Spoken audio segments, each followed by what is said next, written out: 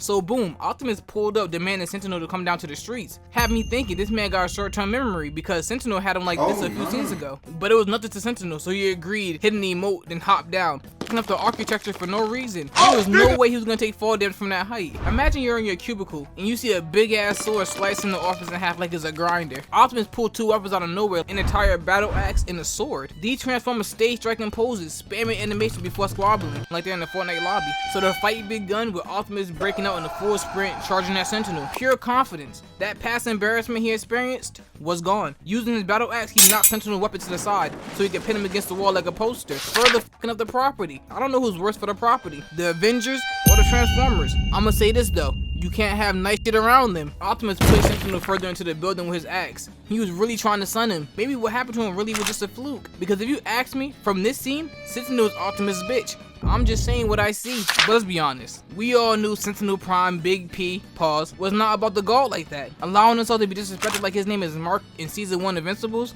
Nah, not likely. He used his shield, then his double-bladed sword interlocking with Prime, before he hit him with that Chris Benoit brain splitter, bouncing his lug nuts around his head like a game of racquetball, finishing the combo with, of course, a 300 Sparta kick, a classic, turning him into Sonic, having his big ass hit a barrel roll. Embarrassing! The director had to zoom out the camera to really showcase the ass whooping Sentinel was serving Optimus. Sentinel moved Optimus' sword out of the way so he can get a clean shot, then smacked him in the back of the head with his shield. Shit was impactful, setting off fireworks like the 4th of July. Sentinel was locked in. A chain ass whooping was unlocked. He blocked Optimus' attack, then spun, missed his attack, but it didn't matter. He uppercutted that man with his shield, hitting a crit. Now, I don't know why he did this. He was winning. He told his shooters to do what they do best and give Optimus Prime that white bear treatment. This nigga did not care about the squabble. He just wanted to achieve his goal. And I can't blame him. Not being focused on the goal is how most villains fail. Sentinel was now fighting the other Autobots while Optimus was protecting himself from the onslaught of bullets. And they really had this man on skates, really hawking him down. Can we pause the squabble talk for a minute to talk about her? She is really walking through chaos unaffected with the earth-shaking violence. She is really exuding the main character energy. She walked over and gaslit Megatron to help an Optimus, simply by calling him a bitch. Saying personally, I wouldn't take that from Sentinel Prime. That's all it took. I mean, Sentinel did do this earlier, so again, I can't blame him. But we'll get to Megatron assist in a second.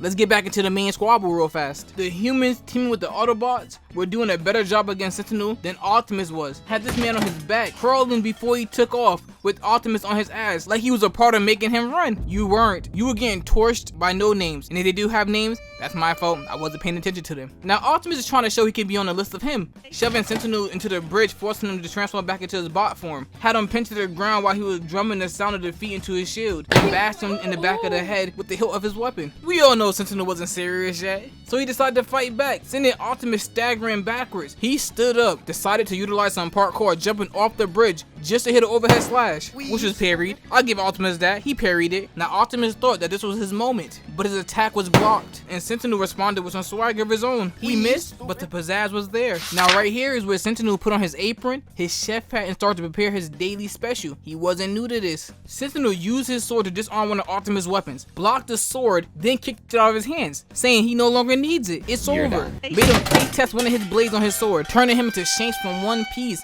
He got one arm now. That's crazy. Optimus knew he should have called over B or somebody. Sentinel been on his body since his betrayal. Plus, he was bitching Megatron. He's a demon. I'll give Optimus this. He tried to keep fighting, but was given a second course of ass whooping when Sentinel made him kiss his shield, stumbling him to the ground. Then look at this pose. You can see his wraps. He pierced his back with his sword, damn near turning Optimus Prime into Optimus Kebab. You hate to see it. This man Optimus was crawling for his dear life, like his salvation was on the other side of that bridge. It wasn't.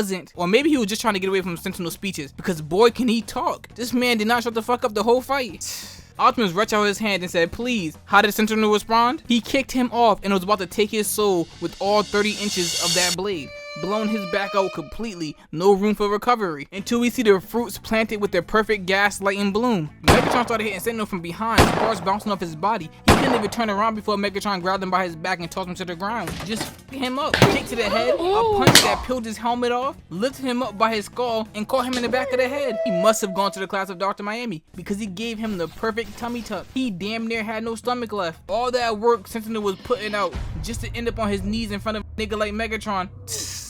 had him crawling while Megatron's decrepit ass was giving a speech. You don't earn a speech. Now we have Optimus talking tough. Now that the biggest threat was laid out, he put on his mask.